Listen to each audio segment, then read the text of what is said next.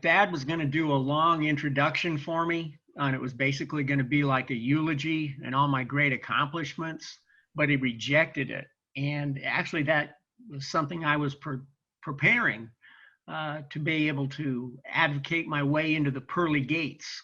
But now I guess I'm just going to have to steal somebody's username and password, and maybe I'll just tell them I'm T. Geyer. So I am using my other screen on my other computer for my notes. One of the things I want to make you aware of is that we are so used to doing this in other settings that you have to get a hold of yourself and put yourself in the position and setting that you're going to be doing your deposing and practice it, work with it. Otherwise, you will get rattled during these video depositions. I had some remarks where I was going to try to convince you that, you know, this is really important to learn all the technical stuff so that you can still try to deal with how you keep your mind ready to do a video deposition. And that really is my focus. My focus is I'm not doing anything technological. I'm just saying, look, don't get so focused on the technology that you don't also consider its impact on you, because you have to be effective in your deposition. And I think, Thad, go ahead and put up the points.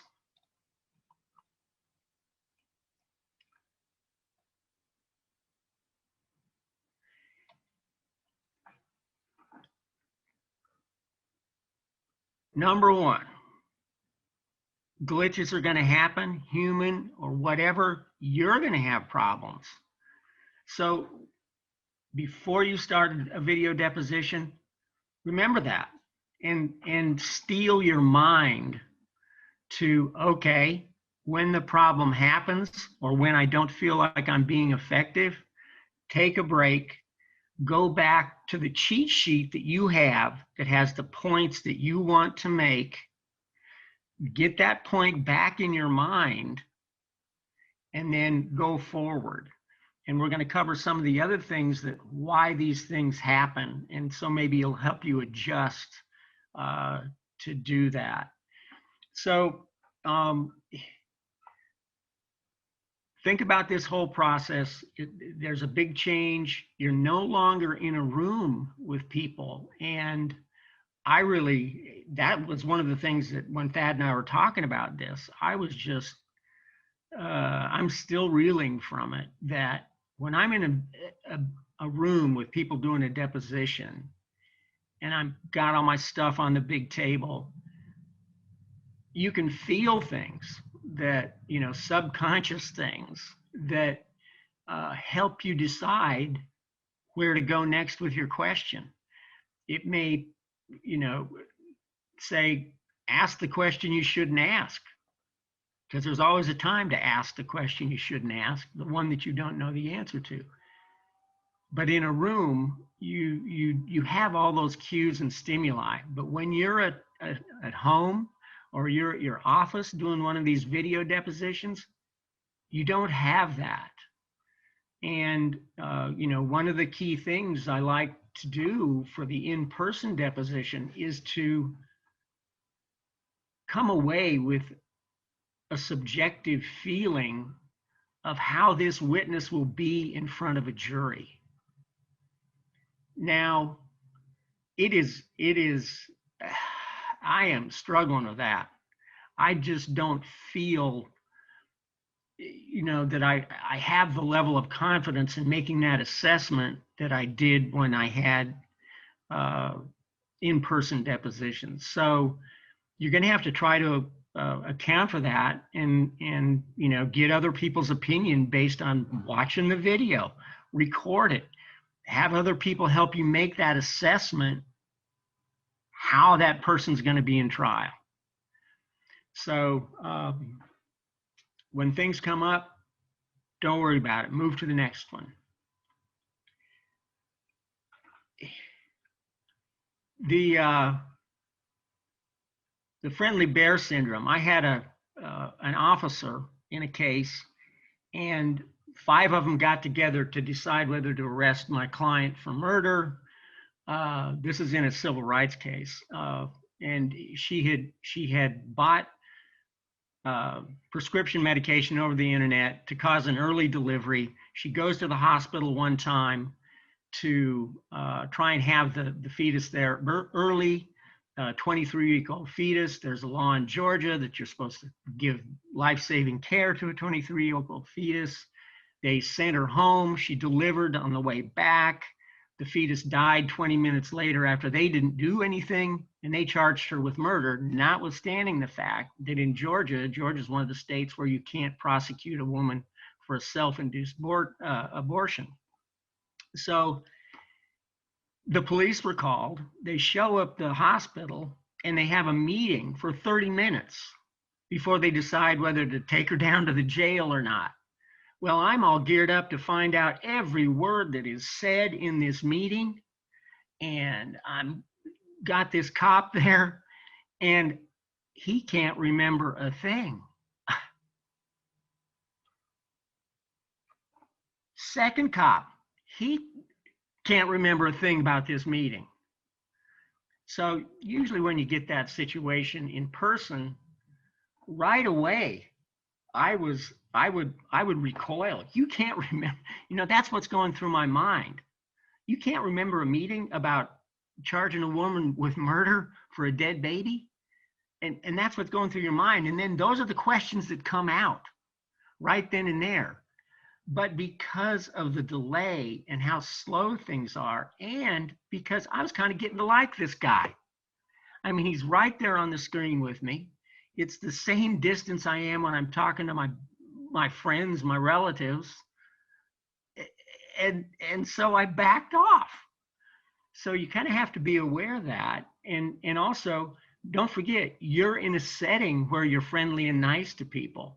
So when you're getting ready to do your depositions, maybe you want to move your screen to another room, whatever, but watch that. All right. I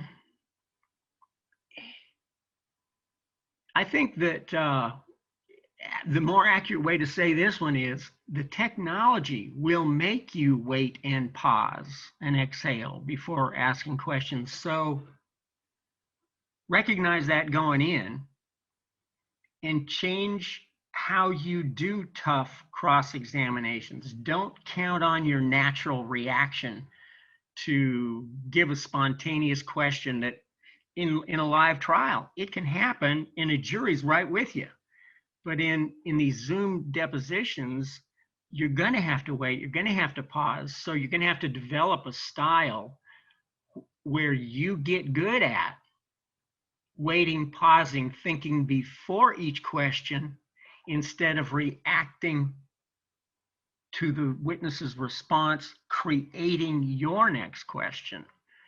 So the more concrete and more express you can make your cheat sheets going in, the better you will be able to analyze the content of your questions and their answers, because it is still all about getting on the record the materials you need to get past summary judgment and then having a few goodies for trial, things that are really going to play well with the jury. So that you have to figure out how to do that in the video deposition setting. All right, next one. Okay, next. Go to 4.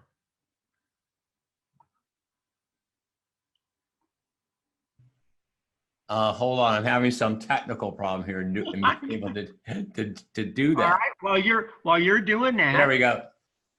Okay. Yes. I had a deposition where, and I think I put this in the materials, I had sent the other side all the depositions 2 days in advance, or all the exhibits 2 days in advance. They were to email them to their clients.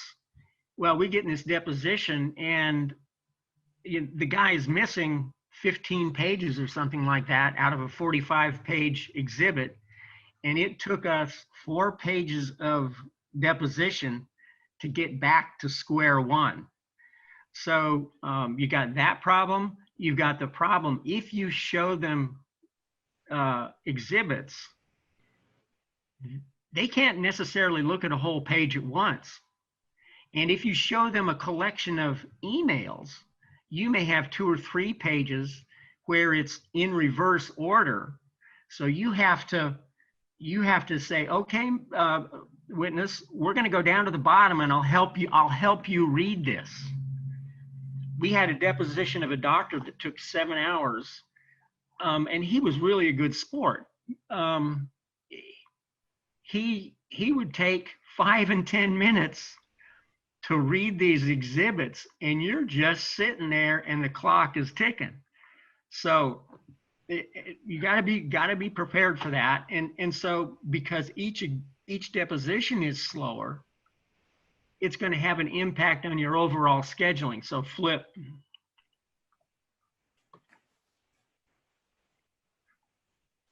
So because of that, you have to reset your scheduling. You have to think, okay, we can now do 2 3-hour depositions in a day, because it might go 5. Each one of them might go 5. So that means really you're limited to 2 when you got a 3-hour deposition that might have been otherwise 3 hours. And then back to back, where you think you can knock out hourly a deposition 1 an hour. Well, even if all your witnesses really only take you an hour, you're dealing with people who are doing depositions at home, who have other lives. Yeah, they have notice to be there at 10:10, but they got caught in traffic because they went to the grocery store that morning and didn't get back in time to start their deposition till 10:30 or 11. Well, then where are you, right? So then somebody else at the other end is oh man, they're 2 hours behind. I got to go do something. So then that deposition you're on ends early. Bam. So put a big gap between your depositions, even if they're short. But the benefit here is presumably you can spread them out over a week or 10 days. The last big set I had, we did 5 depositions over about an 8-day period. And, you know, it was kind of cool because you would start one at 9 in the morning and you get done. Maybe you thought you'd get done at 11, maybe you get done at 12. Your next one we didn't schedule till 2 or 3. And, you know, and people would come back and hey, how you doing? And we'd get started and get going. So that is better than who can mark out. We get 7 lawyers and we're all going to block off 4 consecutive days and make everybody happy. You can spend the rest of your life doing that in one case. All right, let's go to the next one. Okay, glitch by glitch.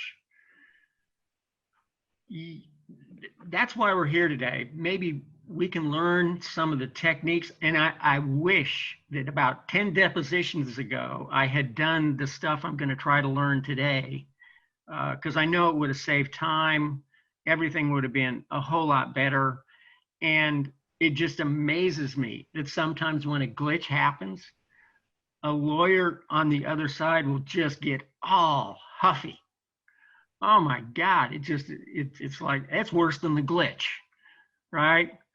So, you know, have the good attitude, be a problem solver. The most important things I taught my kids was the most important question you can ask is, how can I help? And so that's the same thing you need to try to be able to do. We're all officers of the court. We got the same goal. We're trying to get stuff on the record to be able to do it at summary judgment, see what happens, and then go from there. Um, can you hear me now?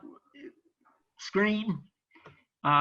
Just last week, we had 8 people watching, 4 or 5 active lawyers in a deposition. We had a local professional court reporter company running the deposition.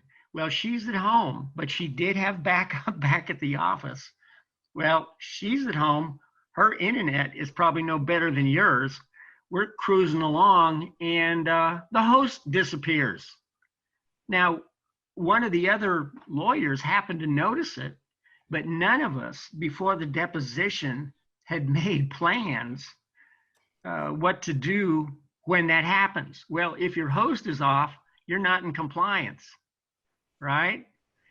So you need to make arrangements beforehand. You get their landline, you get their mobile line, you get their neighbor's number, whatever.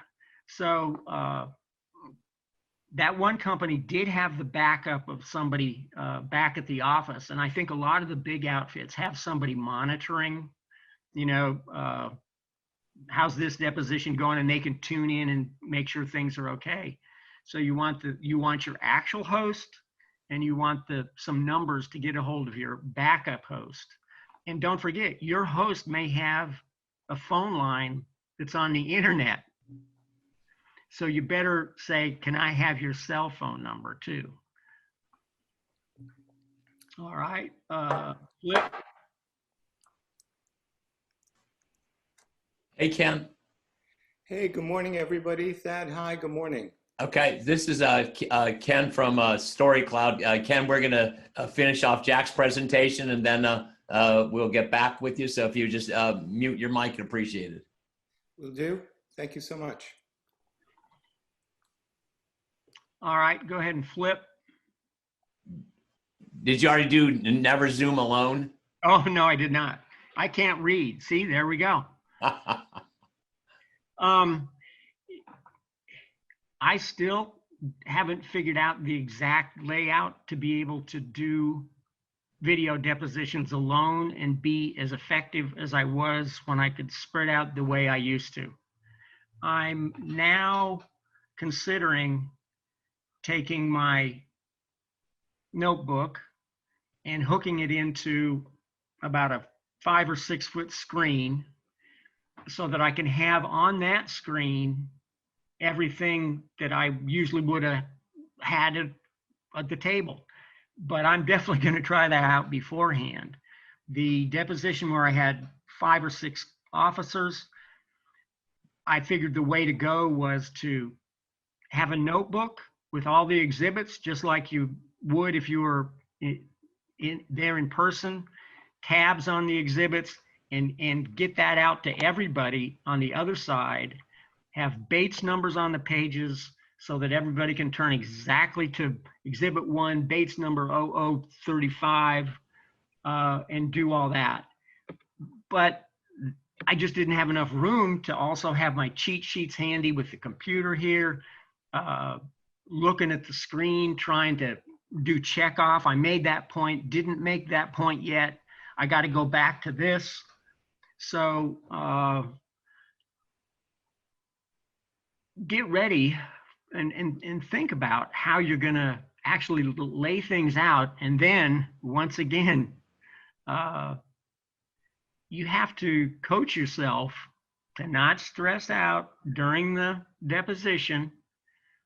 Take a breather, come back, go back to the cheat sheet, the points you need to make, and that'll calm you down. And then you could get back to trying to ask the questions. You've paused and you're moving on to the next thing. Okay, so what you're missing by doing a video is you're missing the stimuli and cues that you have in person. And so you have to adjust for that. And I don't know that there's any way that I can figure out to do it yet, except be more diligent in figuring out what points you want to make. Your world becomes a two-dimensional world. You ask a question, it comes back, it ends up in a transcript, okay? And so by that same token, you have to make sure that things you might get in the record, because you're moving at a faster pace. And you can say, well, what about that? I mean, you didn't ask the other officers? You don't remember that? That pace can get those things in the record quickly. When you're pausing between questions, and if you're liking the witness on the video screen, he says, I don't remember, and you go, oh, okay. You can't do that. You have to figure out a way to stay with your points and recognize, look for non-starters, non-responsive answers, and I can't remember. You have to learn and get your list before you go into those depositions about, okay, but old so-and-so, you and he talked about after that meeting, didn't you? So you have to be able to do that. But remember, there's going to be bad things are going to happen. And don't beat yourself up like I did. Very good, Thad. I'm still beating myself up. All right, that's it. Thank you.